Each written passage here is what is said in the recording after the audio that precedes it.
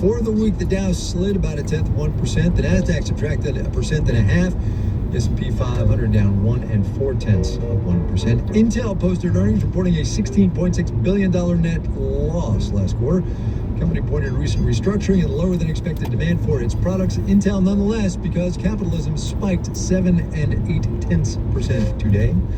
Bond prices fell. The yield on the 10-year T-note rose to 4.38%. You're listening to Marketplace. Marketplace is supported by Progressive Insurance. On the road and at home, customers can simplify their insurance needs and protect what's important by bundling home and auto with Progressive Insurance. Learn more about Progressive and bundling at progressive.com.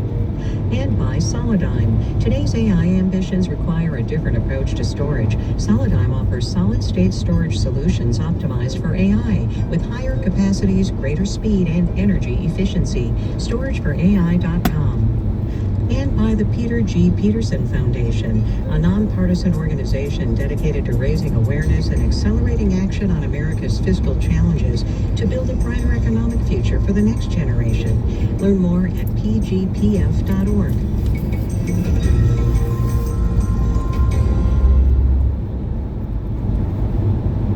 Support comes from Kitchen Distributors, a kitchen design company dedicated to providing clients with a creative confluence of form and function. Showrooms open in Littleton, Denver, and Basalt. KitchenDistributors.com. Kitchen Distributors. Memories are made here. Hi, it's Ari Shapiro. On All Things Considered from NPR, we hit pause on the news cycle for you so you can get a handle on what you need to know and why it matters. Listen every afternoon. Weekday afternoons on CPR News. The Member Center is CPR's all-in-one hub to quickly manage your membership, update giving, review donation history, and more. It's easy to set up. Start on the support page at cpr.org, and thank you for making a difference. This is Marketplace. I'm Kai Risnell. California was, as you may or may not be aware, the first state in the union to ban single-use plastic bags at grocery and liquor stores. Should you happen to move out here or even visit, You might be surprised then to see that in stores, there are still lots of plastic bags. So clearly the bag ban didn't work the way it was supposed to. But California's trying again. There is a new law that promises to solve the problem and end those plastic bags once and for all. Marketplace's Kaylee Wells reports on what went wrong with the first try and whether the second try is going to go any better. The first volunteers arrive at a bank of the LA River at 8 a.m. on a Saturday morning to pick up trash. LA is huge and full of eco-conscious people, and its namesake river is awesome, but also notoriously gross sometimes. So, thousands of people show up. Dan Mott is an environmental educator with Friends of the LA River, which is the nonprofit that puts this cleanup event on every year. He says out of all the stuff they pull out of the river, the most common item is plastic bags. Because when California's first ban went into effect in 2016, the companies making plastic bags found a loophole. If you make them thicker and prove they can be reused a certain number of times, they don't count as single-use bags anymore. The loophole worked spectacularly, and Mott saw the evidence in the river's trash. All of a sudden, they just became very prominent again. And they're sometimes like the thicker ones with that ridiculous notion that we would be reusing those. We, for the most part, do not reuse those. California's plastic grocery bag waste actually increased after the first ban went into effect, according to the state's Department of Resources, Recycling, and Recovery. Partly because even though some bags say they're recyclable, a lot of recyclers can't process them. And partly because even the kind of people who live in LA and show up at 8 a.m. to pick up trash don't reuse bags. Often I forget it in the trunk of my car. I mean, I forget bags every once in a while, right? So like, shoot. And I always ask for a paper bag, and they never have paper bags, so I always have to get those plastics. Those were volunteers Todd Smith, Carly Mischke, and Alexis Bronco. This new law aims to close that loophole. It says shoppers can either bring in their own bag, buy a paper bag, or walk out with no bag at all. Gosh, I hope we got it done. I mean, it's like third or fourth times the charm in terms of making this happen. Mark Murray is the executive director of an environmental group called Californians Against Waste. He's hopeful, but the new law isn't perfect. This legislation is regulating what happens at the check stand. Meaning the point of sale. No plastic at checkout, or at the curb for pickup, or from the delivery person. But this legislation does not regulate what can be sold in the aisles of the store. So theoretically, you could just stick those thick bags in an aisle a few steps away from the checkout lanes. We're hoping that grocery stores will abide by the spirit of the law, because we don't want to do this again 2 or 4 years from now. Other states have managed to actually ban plastic bags. Kayla Montani is an environmental program specialist with New York's Department of Environmental Conservation. We were able to kind of see what was going on in California, and so here in New York State, they were never allowed to qualify as a reusable bag. Just like California's, the New York law doesn't apply to everybody. The mom and pop restaurant can still use plastic, so can the butcher in the grocery store. But Montani says New York City still saw a massive decrease once the ban went into effect.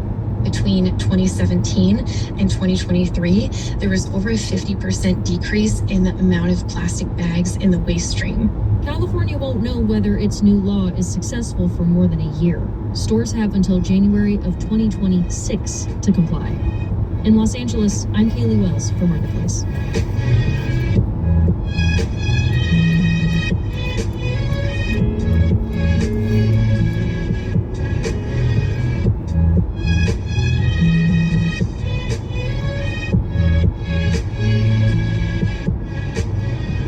It's been a little more than a month since Hurricane Helene hit the southeast, devastating lives and livelihoods in its path.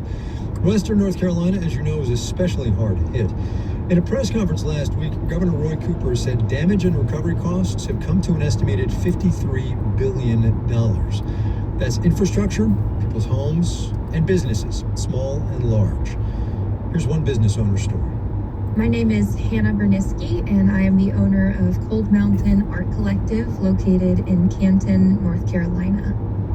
So Cold Mountain Art Collective is a local art gallery where we host 40 local artists to sell their work, and we also have a community ceramic studio.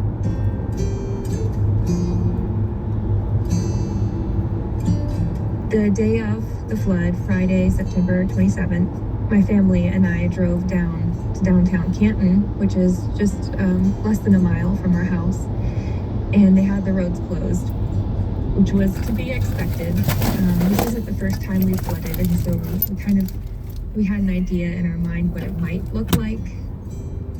When I turned the corner and saw my building and the water level up to the top of my windows, it was just far more than I could have anticipated. I was not expecting it to get that high. I just kind of collapsed in on myself, I guess, at the visual of it, knowing that all of my equipment in there, all of the things I'd been working on, was just gone.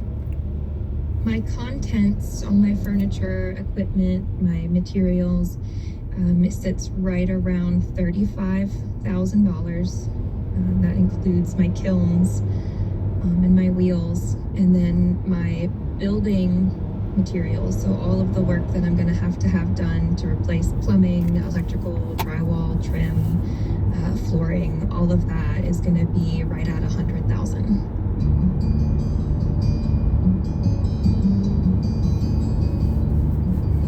I have received a few small grants, $500, which isn't much, but it does help. And those have been sort of locally funded through Asheville Arts Group.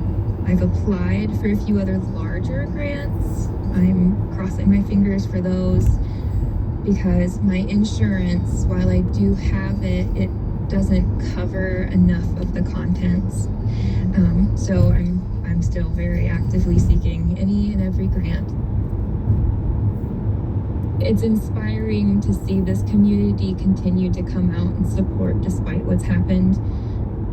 One day I was working, cleaning up the shop, just, looking so grungy, and somebody came up with a peanut butter and jelly sandwich and like a little Kool-Aid pouch in this bag, and they're like, it's not much, but you look like you could use some sustenance, and it was just a peanut butter and jelly sandwich, but it was like the best peanut butter and jelly sandwich because it was homemade with love, and somebody was just like, you should have this. It was just, it's so nice. Those moments have just been what keep you going,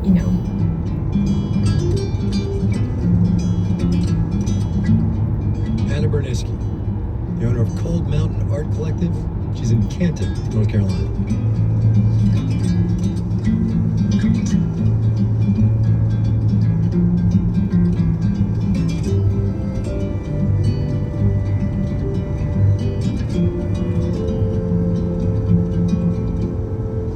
Marketplace is supported by Baird. Employee-owned and independent, Baird offers global financial advice focused solely on clients' needs. More information at bairdifference.com. And by JLL, helping businesses achieve ROI of up to 175% in energy-efficient spaces. JLL.com. JLL, see a brighter way. And by the full-time plus flex MBA program at Indiana University's Kelley School, the only 2-year program of its kind. More at go.iu.edu/KelleyFlex.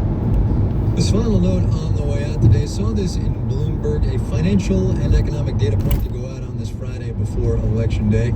So far this cycle, 11,000 political groups have spent, come on, take a guess. What do you think? $800 How million. much it is? Think higher. $14.7 billion on federal races. Our theme music was composed by BJ Lederman, Marketplace's executive producers Nancy Fargali. Donna Tam is the executive editor. Neil Scarborough is the vice president and general manager. And I'm Kyle Risdell. Have yourselves a great weekend, everybody. We will see you again on Monday, all right? This is 8 p.m. This is CPR News, 90.1 FM, KCFR Denver, 1490 AM KCFC Boulder, on HD at 90.1 FM, and on your smart speaker, say play CPR News. Support comes from Safeway Pharmacy, offering immunizations for flu and COVID-19 this season, helping people stay healthy and keep the community safer. Learn more at Safeway.com or on the Safeway app. CPR thanks Modern Market for its financial support. Learn more about Modern Market and the hundreds of other organizations that sponsor Colorado Public Radio on the support page at cpr.org.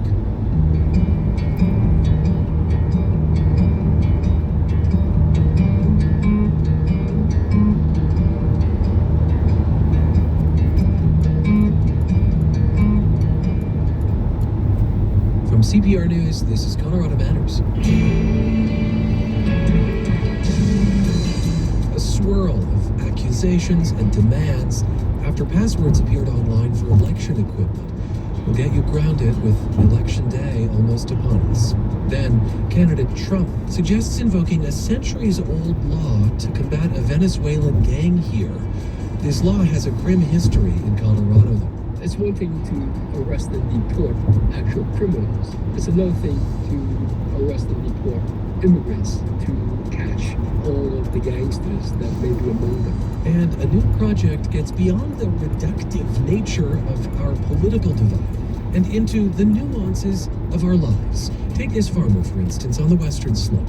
How do we maximize affordable housing for people and also keep the agricultural community strong? First News. Live from NPR News in Washington, I'm Jack Spear. A lot of eyes will be on Pennsylvania on Election Day, one of the nation's most pivotal swing states. NPR's Windsor Johnson has been reaching out to voters there with 4 days left before they head to the polls. Sarah Hutchins of Philadelphia County says she wants to see Vice President Kamala Harris become the first female president. It's long overdue at this point, and I wish it wasn't even part of the discussion because it's like, what does it matter? But it's like, it has to be. Tammy Rigaway, a Republican from Allentown, says this will be her third time voting for Donald Trump. I'm a Christian. I think that Donald Trump has all my values. I think he will help our world get back to being normal. Alice Brawley is among the roughly 3% of voters who are still on the fence. I have not decided how to vote, and I may not even vote because I'm not happy with the people running. How's that for an answer? Windsor Johnston, NPR News. A dual U.S.-Russian national living in New Jersey has pleaded guilty to acquiring sensitive dual-use electronics for Russia's military and spy services. The case is part of the Justice Department's efforts to target individuals illegally supporting Russia's war on Ukraine. NPR's Ryan Lucas has more. Vadim Yermolenko pleaded guilty to multiple criminal counts, including conspiracy to violate U.S. export controls and conspiracy to commit bank fraud. According to court papers, Yermolenko worked with a network of individuals under the direction of Russia's intelligence services to obtain advanced electronic components for Russia's military.